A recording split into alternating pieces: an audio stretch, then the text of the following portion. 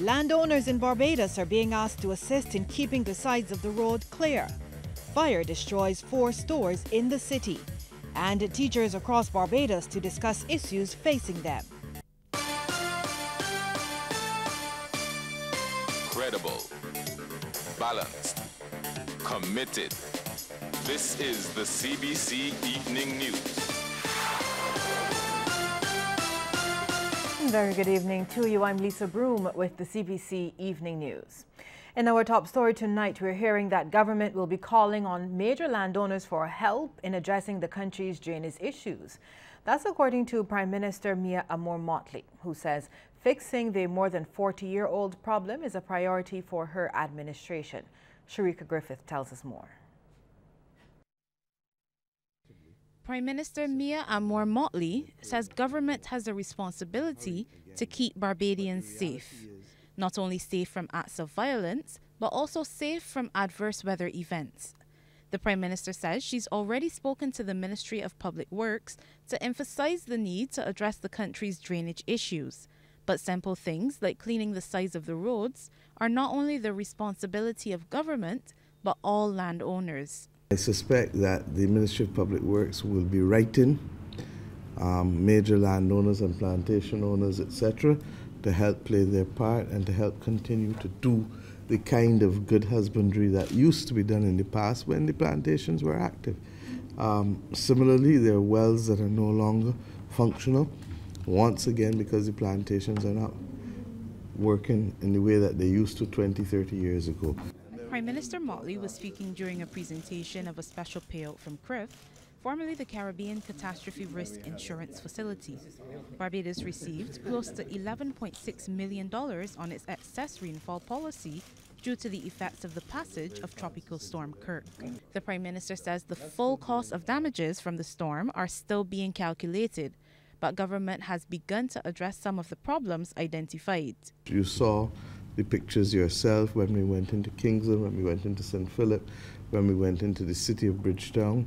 The Ministry of Public Works is working assiduously to be able to expand the canal in Murphy's pasture. It's just simply too shallow and too narrow.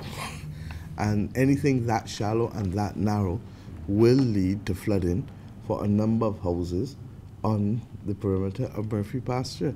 The Prime Minister also wants individual Barbadians to get back to cleaning up around their homes while government focuses on the major highways. Sharika Griffith, CBC News. Well, Chief Executive Officer of CRIF, Isaac Anthony, says despite widespread damage caused by Hurricanes Irma and Maria last year, many countries in the region still do not have adequate insurance to cover losses caused by such adverse weather events.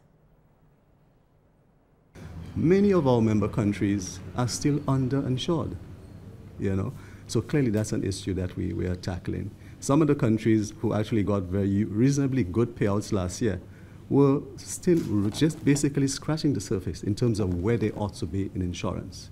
So clearly we are making a concerted effort to be able to get the countries to increase coverage. Mr. Anthony says CRIF currently provides coverage for damage caused by earthquakes, excess rainfall and hurricanes, but the facility is looking at offering new products such as agriculture insurance. Our farmers are usually left very exposed by those events. So this is something that we are working to do, and in fact we have actually started a collaboration with the Caribbean Development Bank to develop a model specifically for the agricultural sector. We are actually on our way to developing a model for the fisheries sector, and I know that fisheries is actually quite significant in Barbados and in many of our small island states. And the other one that is really important, and I'm very pleased that we're now seeing a lot of interest coming from the utility sector. Well, long waits for planning approval may soon be a thing of the past. Minister in the Ministry of Economic Affairs and Investment, Marcia Cadell, says Barbados is currently way below the regional average in the speed with which planning and construction permits are granted. As she led off debate in Parliament on a resolution to take note of the Green Paper on Planning Law Reform, Minister Cadell noted government wants to make the process easier. She says this will benefit not only foreign investors, but ordinary Barbadians. People still believe in Barbados. People are still willing to invest in Barbados. And so we want them to come, but we also want to create the environment for domestic investors. Because a former Barbados Labour Party or an older Barbados Labour Party used to say, and what drove the Labour Party then was that Barbadians needed to have a piece of the rock. But going forward, what we're also saying is that Barbadians need to have not just a piece of the rock, but a piece of the action. Minister Cadell says specific timelines will be implemented for the processing of planning applications. Those timescales are 8 weeks for simple applications and 13 weeks for more complex applications, and 16 weeks for applications that would require an environmental impact assessment. The document further suggests that strict timelines be adhered to from the date of receipt of the required information from the applicant. Well, Barbados's development must be about more than economic considerations. Opposition leader Bishop Joseph Atherley shared this view during his contribution to that debate in Parliament to take note of the Green Paper on planning law reform. I'm simply saying that the way the philosophical thrust or vision is expressed is narrow. Perhaps it is just the paucity of expression rather than the large richness of the vision. But development for me is more than simply an economic orientation, but it has to take on board ethical considerations, sociocultural and human development issues. The opposition leader also suggested that approval for foreign investors should be tied to their willingness to fund some of the country's development projects. Maybe with a small housing development issue, a road infrastructural thing, urban upgrade stuff. You know where I'm coming from, Mr. Speaker. These guys come and they get a lot.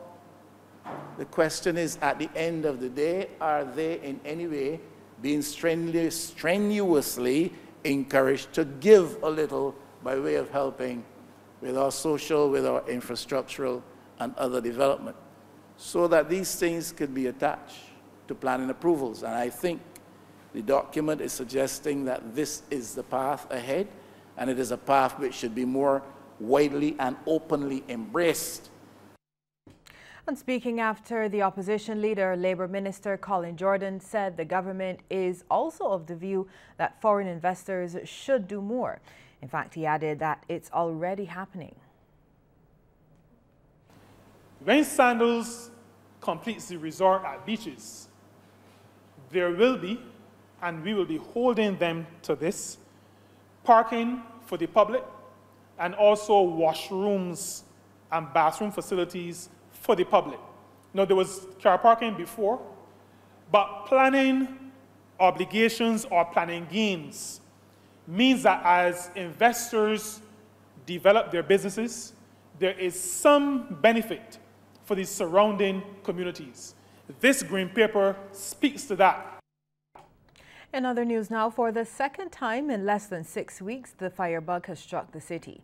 This time it destroyed 4 stores in Bolton Lane and sparked concern among city workers. Sharika Griffith reports. The blaze, which began about 1:45, destroyed Hide and Chic, Fergie's, Majestic Palace and Symphony Boutique. Firemen managed to contain the fire before it spread to other parts of the building. However, while some businesses were cleared to open, hairdresser Leslie Dotting was forced to close for the day because of smoke. Are there any concerns on your part about the frequency that these fires have been happening now? Telling me, because first one was down to the street, then on Lower Swan Street, now Upper Swan Street. So I really don't know. That's the truth. And any idea as to how much business you would have lost because of that? Yeah, because it can hurt me a lot because today is Friday and this is weekend. This is getting the most bulk of work. The fire also forced several vendors who usually ply their trade on Bolton Lane to set up elsewhere. But for double amputee Leonard Alsop, even that was proving a challenge. Although nothing is not selling in particular, I like to be down here so that even if I don't sell, somebody will give me a little something because I don't get national insurance or non-contributory pension, no nothing. As you can see, I have no fee. The problem is that my goods are being kept in somebody's store and they cannot open up the store because of the fire.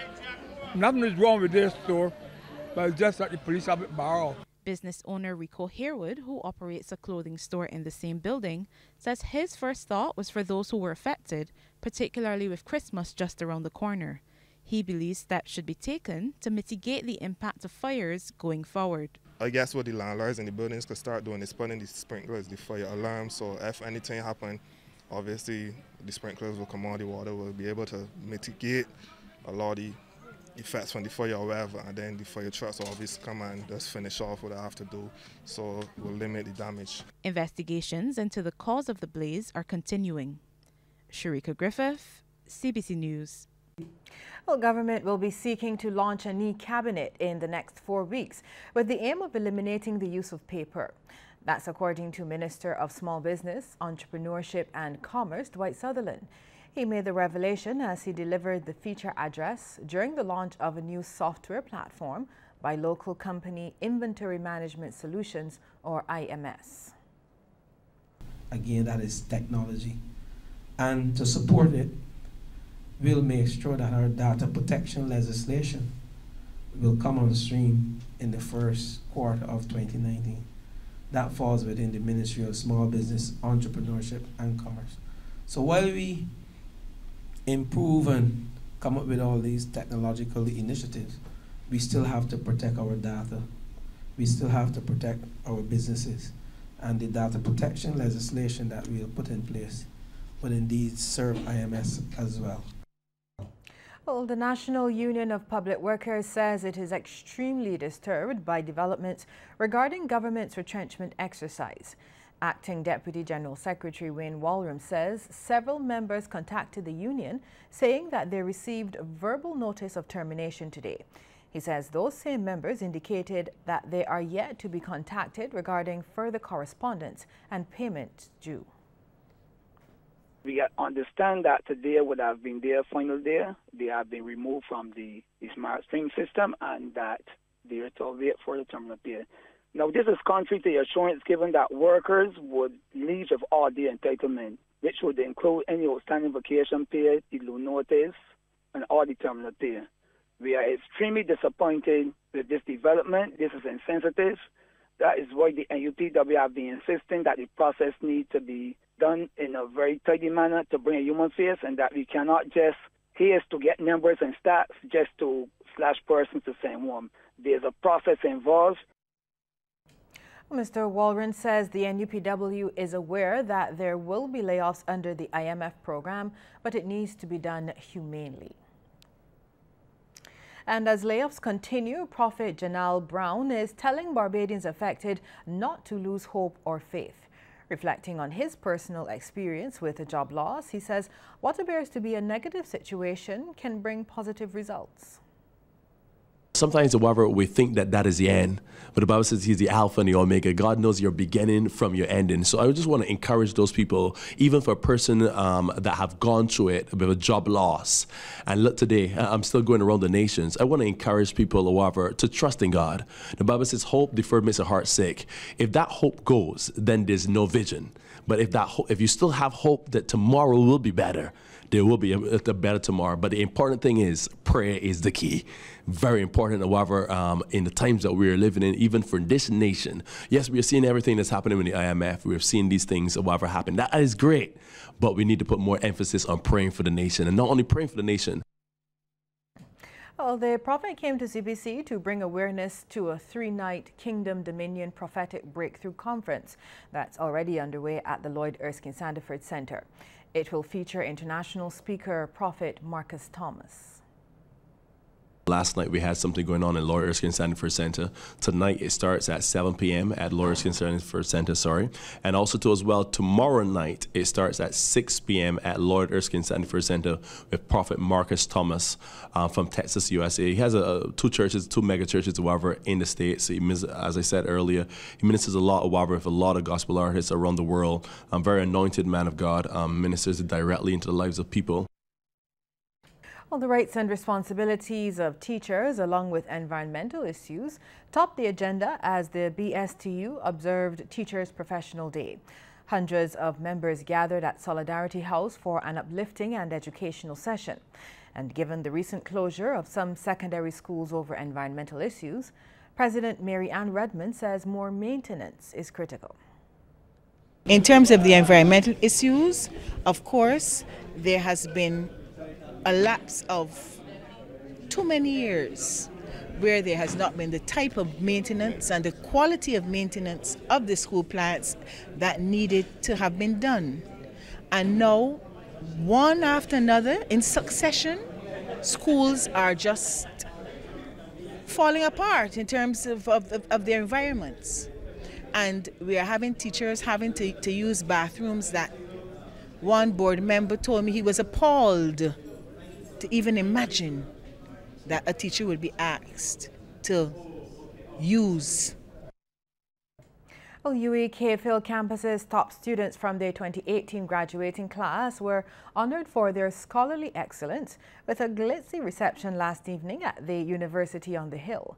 175 students were rewarded for receiving either first-class honors or distinctions in their programs. Well, they've been hailed as the cream of their cohort from principal of the KPhil campus and Pro Vice Chancellor Udine Barato, who called them a reflection of the UE's recent ranking by the Times Higher Education Survey of being in the top 5% of universities globally. When marketing yourselves locally, regionally, and internationally, you can say with pride, I graduated from a university ranked in the top 5%, the top 2.37% in the world. Graduates, I highlight these features to remind you that while your successful pursuit of tertiary education now places you in a very special cohort of Caribbean citizens, it is clear that the future of our societies and the improvement of Caribbean life now rests on your shoulders. Well, PhD graduate Dr. Louise Armstrong left the graduates with some encouraging words.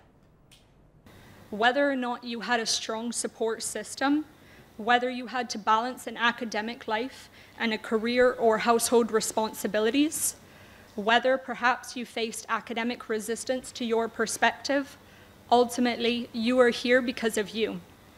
You have made it through perhaps the most challenging pursuit you have had in your life to date.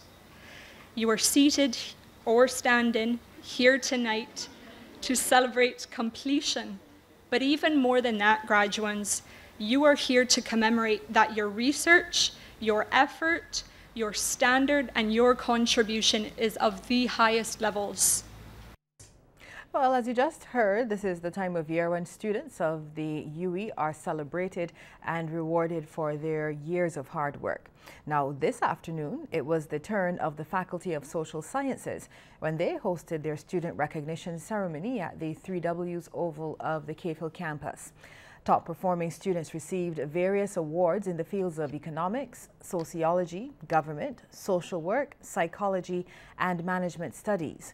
Dean of the faculty, Dr. Justin Robinson, told the students to never forget what brought them success. I just want to wish you all success in your future endeavors. The same traits and habits that got you this far are the same traits and habits that will take you to even higher heights. We ask you to remember your alma mater, and as you become highly successful, that you can give back in tangible ways. It doesn't have to be cash. You can also give back in service. And head of the Department of Government, Sociology, Social Work and Psychology, Dr. Wendy Grenade, charged the academics to take their success to the next level. You are the next generation of Caribbean leaders. Though significant, and it is indeed significant, your certificate is insufficient. You need emotional intelligence. Cultivate softer skills. Be kind, be caring, be empathetic. Do not compromise on principle and ethics. Your dignity is priceless. Always remember that. Touch lives. Inspire hope in others. Be lights. Let service and sacrifice be the hallmarks of your humanity. A new direction in Barbados' educational system is inspiring the youth to think outside of the box when it comes to their futures. Some of the young people share their views as they attended a Youth Create, which is a cultural industries forum hosted by the Ministry of Education, Technological and Vocational Training. Our Lorna Jones reports. Youth Create is another of the insightful activities organized by the Ministry of Education for Education Month. The theme for the month is Building Excellence in Education through STEAM and places an emphasis on the cultural industries. Youth Create, a forum dedicated to the cultural industries, allows students from various secondary schools to take part in an interactive session with some familiar faces in entertainment and the arts. These included soca monarch Mikey, artist Joaquim Anadaisy, and 2 Mile Hills Mahalia. She says it's important the students know there is a future in the cultural industries. When I would have been in school, that wasn't the idea. The idea was that it was so far out of reach. It wasn't, it wasn't viable. Like we should get a real job kind of thing. And it's important for them to know that the glamorous jobs that we see all the time are not the only jobs in the creative industries. And even outside of having a success, a personal success, building the creative industries in Barbados will create success for Barbados. CBC News spoke to some of the students to get their feedback on the forum. What they're doing, they're encouraging and they're showing, well, there is fun in this and you can make a career from what you love. It inspired me because now coming here and learning all of these things and see how a process is from an emotional standpoint and from a business standpoint, I've realized, because I don't know what I want to do when I grow up yet, but I'm getting options from watching other people talk. It's about walking your path to success. The forum also gave students a chance to display their skills. Lorna Jones, CBC News. As the fight against breast cancer continues locally, Barbadians are being reminded of the importance of getting tested. And that reminder is coming from President of the Democratic Labour Party, Verla de Pisa, who was acting in a different role this time as a Barbados Cancer Society volunteer at the Sheraton Mall. She also encouraged people to donate to the worthy cause. And she is not the first or the second, but the third centenarian in her family. And Delphine Goddard and her family are thanking God for helping her to reach that milestone. Her youngest daughter, Gloria Maynard, credits her mother's longevity to a good diet and an active lifestyle. She was fit in the garden up till 98 until she broke her hip and femur. So she doesn't get around as easy, Yeah. Yes, everything in the garden she would be sharing with all the neighbors. As Mr. Emerson said, any household around would have been surely fed. And even though Ms. Goddard is a mother to 16 grandchildren, 28 great-grands and 1 great-great-grand, she always treated many children as her own. When I come to visit my godmother here, I would always come over and visit her because she was like the mother to the neighborhood. She don't care whose kid you were. She had her own, but she was like other people's kids would come there because of who she was. She was just a special lady. I wanted to study English, so they took me here. What can I say about that? They are very. I was here like her children, her daughter. I didn't have anything to pay.